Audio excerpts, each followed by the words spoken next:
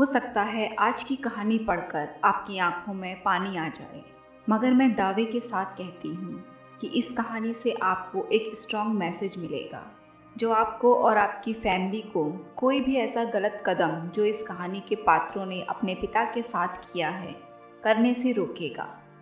यह कहानी है एक बूढ़े मजबूर पिता की। एक गांव में एक आदमी रहता था जो बहुत बूढ़ा हो चुका था, जिस वजह से उसे कम दिखाई देता था और वह बहुत कमज़ोर हो गया था। अपनी बची कुची ज़िंदगी अपने बेटे के साथ बिता सके, इसलिए शहर में रह रहे उसके बेटे के घर रहने चला गया। बेटा एक शहर के छोटे मकान में रहता था। मकान तो उसका छोटा था, लेकिन उसके अंदर जो चीज़ें थीं वह महंगी थी। उस मकान में बेटा, उसकी पत्नी और उनका एक 5 साल का बच्चा, यह छोटा सा परिवार साथ मिलकर रहता था। बूढ़े पिता के आने से उनके परिवार का एक सदस्य और बढ़ गया। यह पूरा परिवार रोज सुबह शाम डाइनिंग टेबल पर साथ में खाना खाया करता। बूढ़ा पिता अपनी कमजोरी के चलते हमेशा खाने की चीज़ें नीचे गिराता रहता और कई बार कांच के बर्तन भी टूट जाया करते थे। कुछ दिनों तक तो बहू और बेटे ने यह सब सहन किया, लेकिन बाद में वे दोनों बूढ़े की ऐसी हरकतों से चिढ़ने लगे। एक दिन बेटे ने कहा कि ऐसा कब तक चलेगा, हमें कुछ करना पड़ेगा। उसकी पत्नी भी इस बात से सहमत हुई। अगले दिन बेटा कहीं से एक पुराना मेज़ लेकर आया और घर के एक कोने में उसे लगा दिया और अपने पिताजी से कहा कि आप यहीं बैठकर खाना खा लिया कीजिएगा। उन्होंने एक लकड़ी का बर्तन भी बनवाया जिसमें वे अपने बूढ़े बाप को खाना देने लगे। अपने कांच के कीमती बर्तन बचाने के लिए अपने बूढ़े बाप को लकड़ी का बर्तन देने में उन्हें ज़रा भी शर्म नहीं आई। अब खाने का समय जब जब होता तो बूढ़ा बाप एक कोने में बैठकर खाता और बाकी का परिवार डाइनिंग टेबल पर खाना खाया करता। डाइनिंग टेबल पर बैठे बैठे दोनों पति पत्नी कभी कभी अपने बूढ़े बाप की तरफ देख लिया करते। बूढ़े बाप की आंखों में उन्हें आंसू भी नजर आते, मगर उन पर जैसे कोई असर ही नहीं होता। बूढ़े का पोता भी यह नज़ारा हमेशा देखता और वह अपने में ही खोया रहता। एक दिन जब पति पत्नी डाइनिंग टेबल पर बैठकर खाना खा रहे थे, तब उनका बच्चा जमीन पर बैठकर कुछ कर रहा था। उन दोनों ने बच्चे के हाथ में लकड़ी का टुकड़ा देखा, लेकिन उन्हें कुछ समझ में नहीं आया कि बच्चा लकड़ी के टुकड़े के साथ क्या कर रहा है। जब बच्चे के पिता ने उसे पूछा कि बेटा आओ खाना खा लो, तुम नीचे बैठकर क्या कर रहे हो, तब बच्चे ने भोलेपन से कहा, अरे मम्मी पापा, मैं आप दोनों के लिए लकड़ी का बर्तन बना रहा हूँ ताकि जब आप लोग बूढ़े हो जाओ तो आपको इनमें खाना दे सकूँ। अपने नादान बेटे द्वारा की गई यह सहज बात दोनों के दिल में तीर की तरह उतर गई। दोनों एक दूसरे का चेहरा निहारने लगे। बिना कुछ कहे ही दोनों की आंखों में पानी आ गया और उन्हें अपने भविष्य की किताब अपने आंखों के सामने खुलती हुई नजर आई। उन्हें समझने में ज़्यादा देर नहीं लगी कि अब उन्हें आगे क्या करना पड़ेगा। अगले दिन कमरे के कोने से वह पुराना मेज हट गया और अब बूढ़ा पिता और बाकी का परिवार साथ में मिलकर फिर से खाना खाने लगे। बूढ़े की कमज़ोरी की वजह से हो रही गलतियां भी अब किसी को नहीं चिढ़ाती थी। दोस्तों, यह कहानी हमें बताती है हर वह पत्ता जो आज हरा है वह कल सूखेगा और डाली से नीचे भी गिरेगा। इसलिए हमें अपने बड़े बूढ़ों का हमेशा ख्याल रखना चाहिए और हमें हमारे माता पिता और बुज़ुर्गों के साथ वैसा ही व्यवहार करना चाहिए जैसा हम चाहते हैं कि हमारे बूढ़े होने के बाद हमारे बच्चे हमारे साथ करें। रात के करीब 1 बजे बेटे को माँ का फ़ोन आता है, बेटा हैप्पी बर्थडे, आज तुम्हारा जन्मदिवस है, आज ही तुम पैदा हुए थे, तुमको ढेरों शुभकामनाएं। माँ, ये कोई टाइम है फ़ोन करने का? रात के 1 बज रहे हैं, आज सुबह तक इंतज़ार नहीं कर सकती थी? मेरी नींद खराब कर दी। बेटा गुस्से में कहता है। माँ ये सुनकर फ़ोन काट देती है, लेकिन कुछ देर बाद ही पिता का फ़ोन आता है। पिता की आवाज़ सुनकर बेटा कुछ नहीं बोलता है, बस इतना कहता है, आपने भी बर्थडे विश करने के लिए फ़ोन किया है? पिता कहते हैं, नहीं, मैंने बर्थडे विश करने के लिए फ़ोन नहीं किया है, बल्कि मैंने तो तुमसे माफ़ी मांगने के लिए फ़ोन किया है। तुम्हारी माँ नासमझ है ना, कुछ नहीं समझ पाती। भला कोई इतनी रात को फ़ोन करता है? बेवकूफ़ है ना, उसे पता नहीं कि तुम गहरी नींद में होगी। लेकिन एक बात बताऊं, तुम्हारी तो एक ही दिन की नींद खराब हुई है और मेरी तो साल में 365 दिन हर रात 1 बजे तुम्हारी माँ उठाकर नींद खराब करती है और कहती है इसी समय हमारे बेटे का जन्म हुआ था।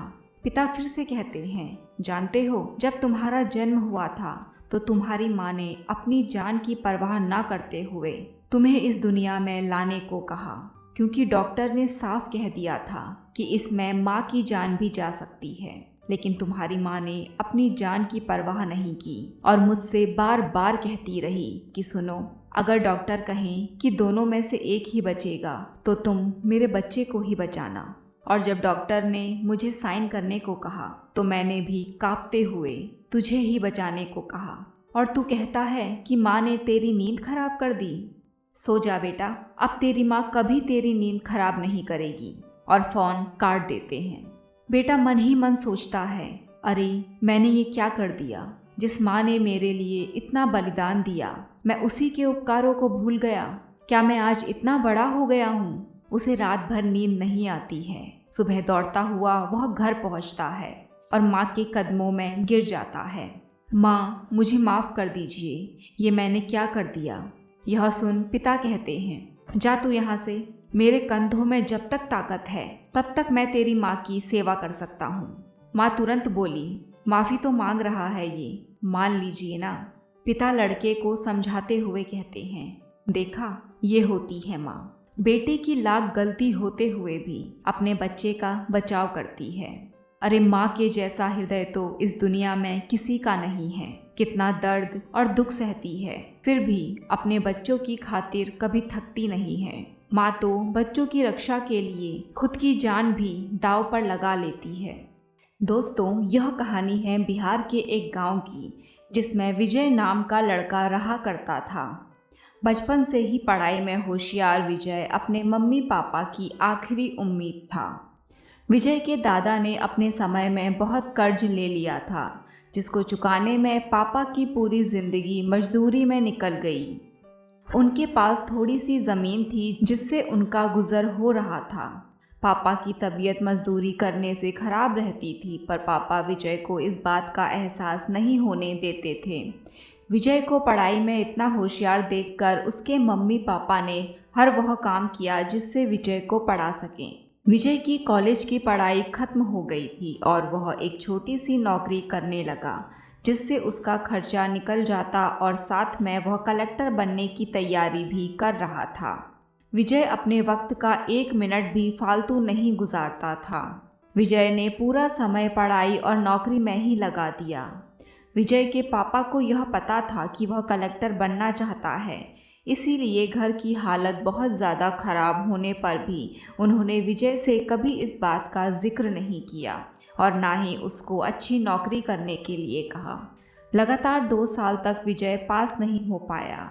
उसके बाद भी उसके पिता ने अपना घर और ज़मीन गिरवी रखकर विजय को IAS की कोचिंग ज्वाइन करवाई और उसकी नौकरी भी छुड़वा दी और केवल पढ़ाई करने को कहा। विजय के पापा हमेशा उससे कहा करते, बेटा, खेत और घर दोबारा आ जाएंगे, पर कलेक्टर दोबारा नहीं बन सकते। आज पूरे साल पढ़ाई करने के बाद विजय का रिजल्ट आ गया, जिसमें वह अच्छे नंबरों से निकल गया। आज उसके पिता से ज़्यादा खुश कोई नहीं था। ऐसा लग रहा था जैसे विजय का सपना पूरा होने वाला है, पर भगवान को कुछ और ही मंजूर था। विजय का कल इंटरव्यू था और सुबह से उसके पापा की तबीयत खराब थी। विजय के पापा उसकी माँ से बार बार कह रहे थे कि विजय को मत बताना, और उस दिन देर रात उनकी मौत हो गई। अब एक माँ जिसकी गोद में उसका पति गुजर गया और वह अपने दर्द को भुलाकर अपने बेटे की ज़िंदगी के बारे में सोच रही थी। माँ ने पड़ोसियों तक को इस बात का एहसास नहीं होने दिया कि उसका पति अब नहीं रहा। पूरी रात ऐसे रोई कि आवाज़ भी ना निकले। सुबह विजय जब इंटरव्यू देने जाने लगा, तब माँ और पापा के आशीर्वाद के लिए उसने माँ को कॉल किया। माँ ने पूरी हिम्मत लगा दी अपना सच छुपाने के लिए और विजय को आशीर्वाद दिया। जब विजय ने पापा से बात करने को कहा तो माँ बोली, पापा अब तुमसे बात नहीं करेंगे, वह कलेक्टर से बात करेंगे। इतनी बात करके माँ ने फ़ोन रख दिया। विजय का जब इंटरव्यू हो गया तब उसे बताया गया कि उसके पिता की तबीयत खराब है, उसको तुरंत घर जाना है। विजय को एक पल नहीं लगा अपने पिता की हालत समझने में। घर पहुंचकर पिता के पैरों में गिरकर वह ज़ोर ज़ोर से रोने लगा और कहने लगा, पापा उठो, देखो मैं कलेक्टर बन गया। आज उसके पिता को वह खुशी मिली थी जिसका उनको वर्षों से इंतज़ार था, पर आज वह इस दुनिया में नहीं थे। भगवान विजय के पिता की जिंदगी में सुख लिखना ही भूल गए थे। पहले वह अपने पिता के कर्ज में जिंदगी भर मजदूरी करते रहे और फिर बेटे के सपनों में फिर घर और ज़मीन गिरवी रखनी पड़ी। वह जिंदगी में कर्ज लेकर आए और कर्ज लेकर चले गए। विजय के पिता को भले ही जिंदगी में कुछ हासिल ना हुआ हो, पर वह अपने लड़के को इस काबिल बना गए कि वह अपनी 7 पुश्तों को बैठे बैठे खिला पाए। विजय की माँ ने जो उस रात किया, जिसको करने का जज्बा बहुत कम लोगों में होता है। जब विजय कलेक्टर बनकर घर आया तब माँ ने विजय से कहा, बेटा तुम आज इतने बड़े बन गए हो कि हज़ारों गरीबों का भला कर सकते हो। जब भी तुम्हारे सामने कोई गरीब मदद मांगने आए तो अपने पिता और मेरे बारे में सोचना। मैं तुम्हारे बराबर पढ़ी लिखी और समझदार तो नहीं हूँ, पर इतना ज़रूर जानती हूँ कि गरीब आदमी की बहुत मजबूरी होती है। तुम कभी किसी का बुरा मत करना। दोस्तों, इस कहानी से हमें यह शिक्षा मिलती है कि वक्त कितना भी खराब हो, हम उसे बदल ज़रूर सकते हैं। माँ और बाप के एहसानों को हम कभी नहीं उतार सकते, पर हम अपने कर्मों से उनकी इच्छा ज़रूर पूरी कर सकते हैं। बेहतरीन कहानियों के लिए जुड़े रहें हमारे साथ।